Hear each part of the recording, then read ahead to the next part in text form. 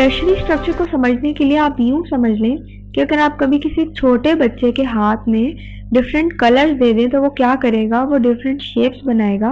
Let's suppose वो कुछ ऐसा स्ट्रक्चर बना लेता है, तो ये जो है ये हमारे पास एक किस्म का टर्शरी स्ट्रक्चर बन गया है। हमारे पास जब हम प्रोटीन्स की बात करते हैं, प्रोटीन्स की शेप्स की, तो जो एक ग्लोबुलर शेप बनती है हमारे पास, डिफरेंट फोल्ड्स आ जाएं जिसके अंदर डिफरेंट बेंड्स आ जाएं, चेन्स भी हो, फोल्ड्स भी हो, बेंड्स भी हो, इस तरह से डिफरेंट हमारे पास कॉम्बिनेशन आ जाए तो इसको हम कहते हैं कि ये एक टर्शरी स्ट्रक्चर बन गया है। और इस टर्शरी स्ट्रक्चर के अंदर होता क्या है, इसके अंदर हमारे पास आयनिक बॉन्ड प्रेजेंट है, इसमें हमारे पास हाइड्रोजन बॉन्ड प्रेजेंट होती है, और इसके अंदर हमारे पास डाइसल्फाइड ब्रिजेस भी प्रेजेंट होती है, जैसे कि हमने आपको पहले बताया है इंसुलिन के अंदर। टर्शरी स्ट्रक्चर के एग्जाम्पल की अगर हम बात करें तो हमारे पास कुछ हमारी बॉडी के अंदर एंटीबॉडीज प्रेजेंट होती हैं, और वो जो एंटीबॉडीज हैं उनका स्ट्रक्चर एग्जैक्टली ऐसे ही टर्शरी स्ट्रक्चर होता है। एक एग्जाम्पल है हमारे पास टर्शरी स्ट्रक्चर की, इसके अंदर आप देख सकते हैं कि हमारे पास एक हेलिकल स्ट्रक्चर ये बना हुआ है। अगर हम इसको गौर करें, जैसे कि मैंने आपको यहाँ एक डायग्राम बना के बताई है, आपके पास देखिए डिफरेंट टर्न्स हैं इसके अंदर, और एक पूरा का पूरा स्ट्रक्चर जिसके अंदर आपके पास कॉइल्स भी आ रही हैं, आपके पास स्ट्रेट भी आ रही है, जिस तरह से यूं पेन चेंज कर लूँ आपको सही से, ये देखिए तो ये एक स्ट्रक्चर इस तरह का बन जाता है। आपके पास डिफरेंट तरह की इसमें बॉन्ड, जैसे मैंने आपको बताया आयनिक बॉन्ड है, हाइड्रोजन बॉन्ड है, डाइसल्फाइड बॉन्ड है, disulphide bridges basically.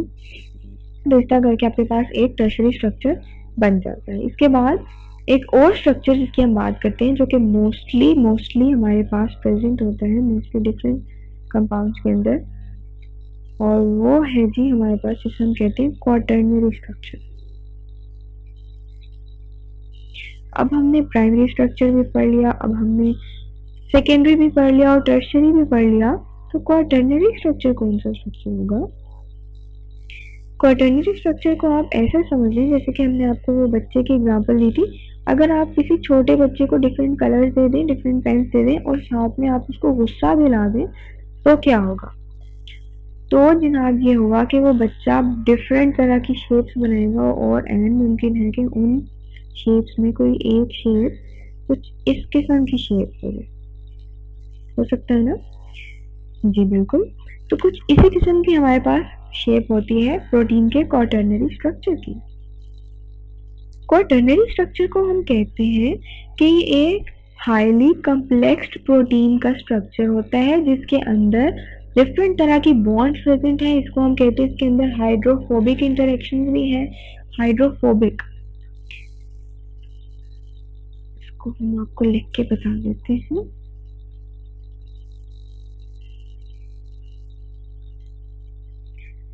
Phobic, hydrophobic के वर्ड को, इस टर्म को हम ऑलरेडी एक्सप्लेन कर चुके हैं। हाइड्रोफोबिक इंटरेक्शन है हमारे पास, हाइड्रोजन बॉन्ड्स हैं, हमारे पास आयनिक बॉन्ड्स हैं, तो ये डिफरेंट तरह के बॉन्डिंग प्रेजेंट है इस पूरे के पूरे स्ट्रक्चर के अंदर, आयनिक बॉन्ड। और इस बॉन्ड की वजह से एक बहुत ही कॉम्प्लेक्स स्ट्रक्चर जो है वो बन जाता है। जैसे कि एग्जाम्पल के अंदर अगर हम देखें तो हीमोग्लोबिन एक इसकी बहुत अच्छी एग्जाम्पल है। हीमोग्लोबिन के अंदर हमने आपको बताया कि 4 चेन्स होती हैं, और वो 4 चेन्स जो हैं वो 2 अल्फा और 2 बीटा चेन्स में डिवाइडेड होती हैं। तो एग्जाम्पल हम आपको बता रहे हैं कि हीमोग्लोबिन एक इसकी एग्जाम्पल है।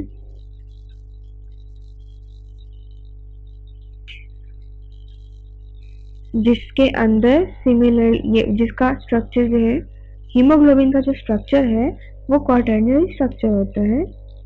एक फिगर से हम आपको उसको बताते हैं कि अगर फॉर एग्जाम्पल एक स्ट्रक्चर को जरा आप गौर से देखें, इस स्ट्रक्चर के अंदर हमारे पास ये हीमोग्लोबिन का स्ट्रक्चर है। इसके अंदर है क्या, इसके अंदर आप देख सकते हैं, आपको हीम ग्रुप जो है ये Fe यानी कि आयरन आपको यहाँ नजर आएगा, ये एक आयरन, और उसके साथ हमारे पास डिफरेंट तरह की चेन्स हैं ये ब्राउन कलर में आपको बीटा चेन्स नजर आ रही हैं, और ये जो आपके पास पिंक पर्पलिश कलर में जो आपको चेन नजर आ रही है, ये आपके पास अल्फा चेन है।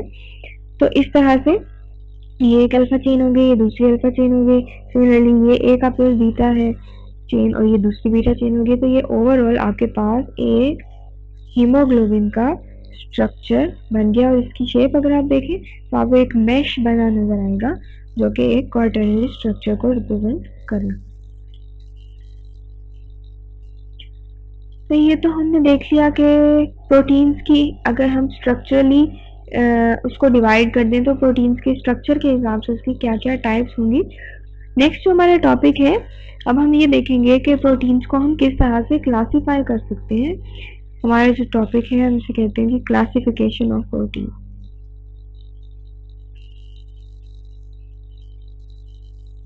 क्योंकि अब हमने डिफरेंट तरह के स्ट्रक्चर्स पढ़ लिए, हमने देखा कि अमीनो एसिड्स के सीक्वेंस से, उनके नंबर से, हर चीज़ से जो है वो प्रोटीन जो है वो डिफर कर जाते हैं, डिफरेंट तरह के प्रोटीन्स आ जाते हैं हमारे पास। तो वो जो प्रोटीन की टाइप्स हैं उनको हम किस तरह से क्लासीफाई कर सकते हैं, कौन से ग्रुप्स ऐसे हैं जो हम प्रोटीन्स को बना सकते हैं, उसको हम देख लेते हैं कि क्लासिफिकेशन ऑफ प्रोटीन्स के अंदर प्रोटीन्स के हम ब्रॉडली अगर देखें तो हम दो ग्रुप्स बनाते हैं। दो मेन टाइप्स हैं हमारे पास प्रोटीन्स की। वन इज फाइब्रस प्रोटीन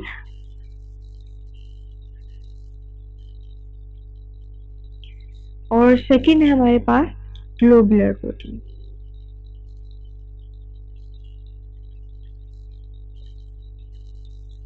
एक एक करके हम इनकी टाइप्स को देखते जाते हैं।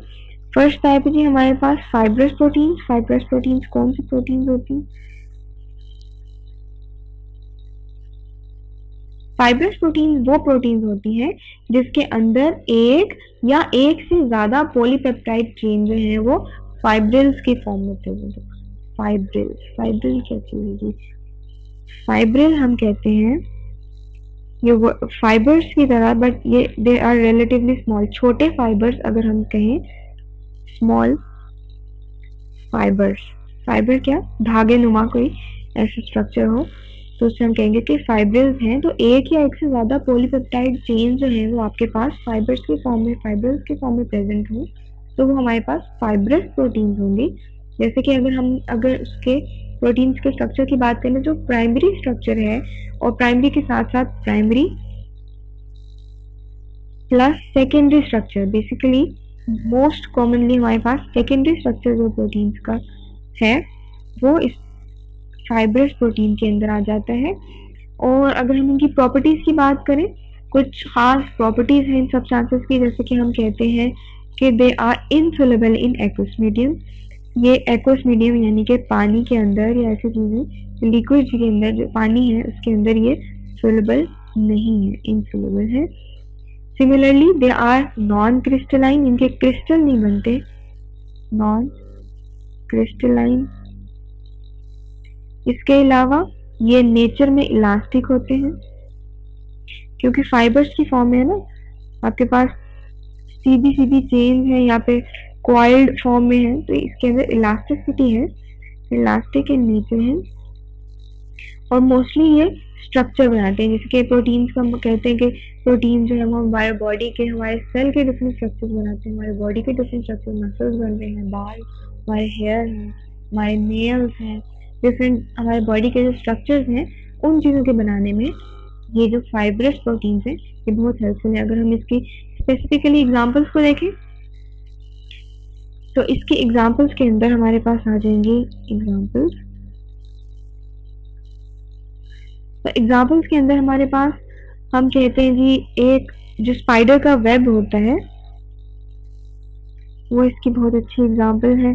सिमिलरली मायोसिन एक एग्जाम्पल है जो कि हमारे मसल्स हैं उनके अंदर। इसी तरह फाइब्रिन जो है वो हमारे ब्लड क्लॉटिंग प्रोटीन है, फाइब्रिनोजन, आपने नाम पहले भी सुना होगा।